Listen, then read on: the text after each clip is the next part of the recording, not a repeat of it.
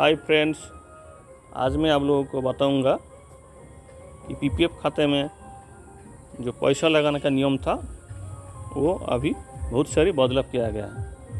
वो क्या क्या बदलाव किया है मैं इस वीडियो में बताऊंगा। तो इससे पहले बता दूं कि पीपीएफ एक लाभदायक स्कीम है। इसमें इंडियन पीएफ आरडीए चालना करती है, तो उसके जो नियम रेगुलेशन है उसके बारे में मैंने अलग से एक वीडियो बनाया है, और आप मेरे वो जो नियम में 2020 से बदलाव किया गया उसके बारे में बताऊंगा।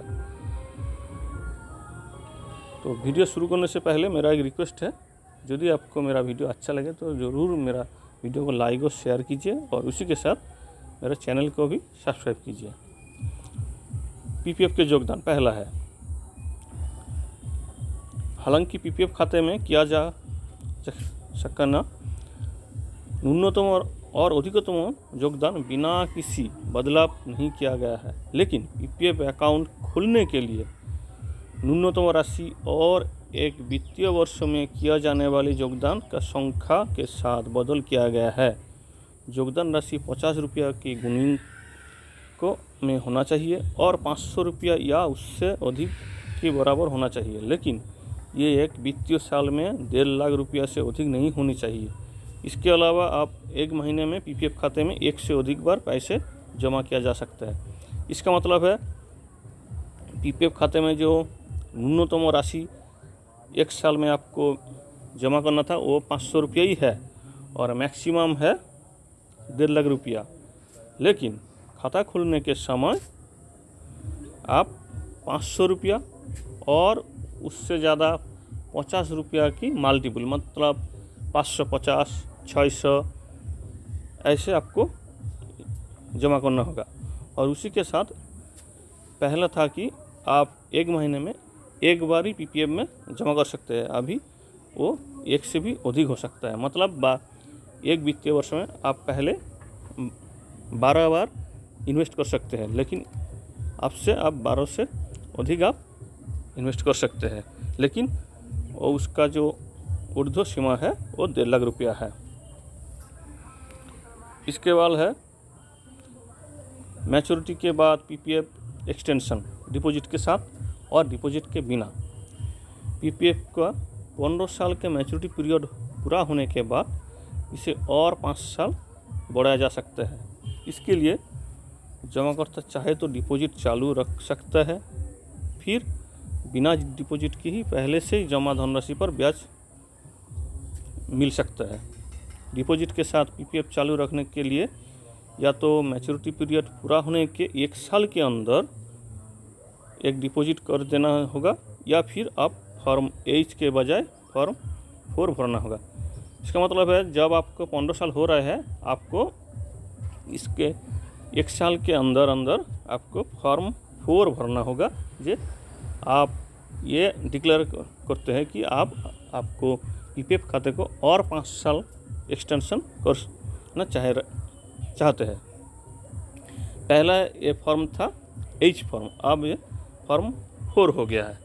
ये डिपॉजिट के साथ और डिपॉजिट के बिना, आप बिना डिपॉजिट के ही पीपीएफ खाते को 5 साल एक्सटेंशन कर सकते हैं, लेकिन उसमें 1 साल में एक विड्रॉल आप कर सकते हैं।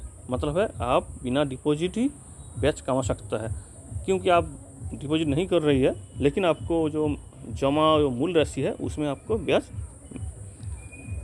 मिलेगी। इसके बाद देखिए पीपीएफ के लोन पर ब्याज। पहले है कि पीपीएफ में लोन लेने से आपको 2% ज़्यादा ब्याज देना पड़ता है। मतलब है मान लीजिए आपका पीपीएफ खाते में बैंक और पोस्ट ऑफिस 8% रिटर्न 8% ब्याज दे रही है।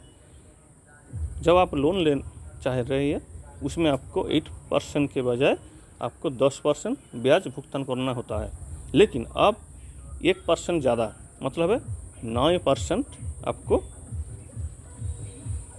ब्याज चुकाना होगा।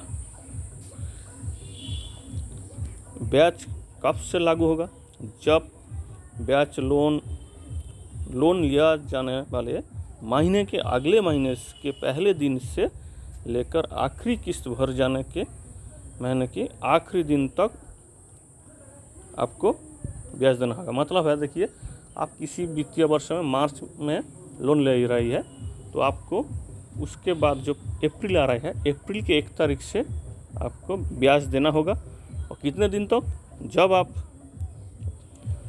आखिरी किस्त दे रही है, मतलब मान लीजिए आप 1 साल बाद, मतलब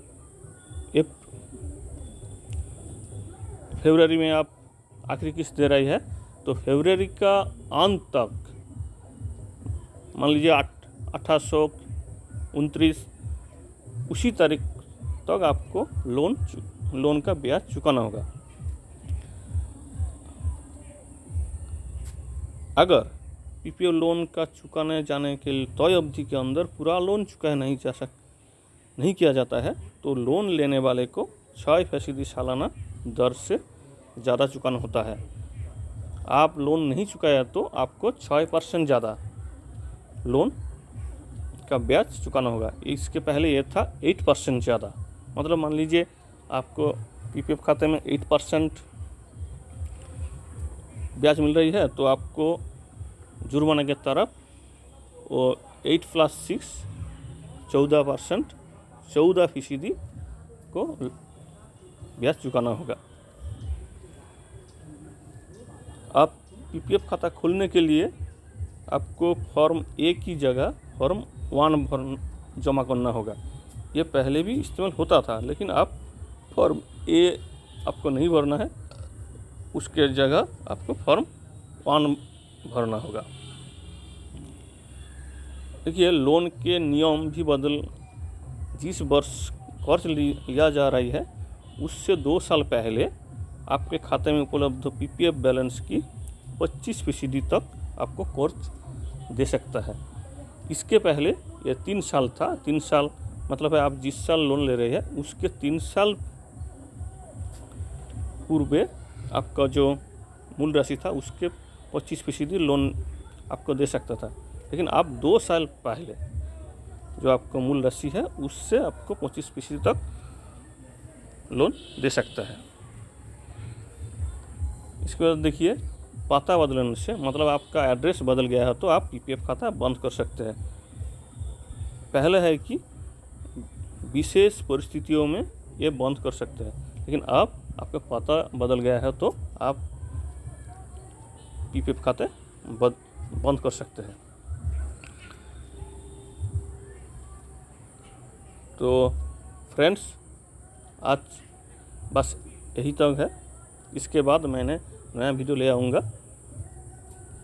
प्लीज़ मेरा चैनल को सब्सक्राइब कीजिए और उसी के साथ मेरा वीडियो देखने के लिए धन्यवाद।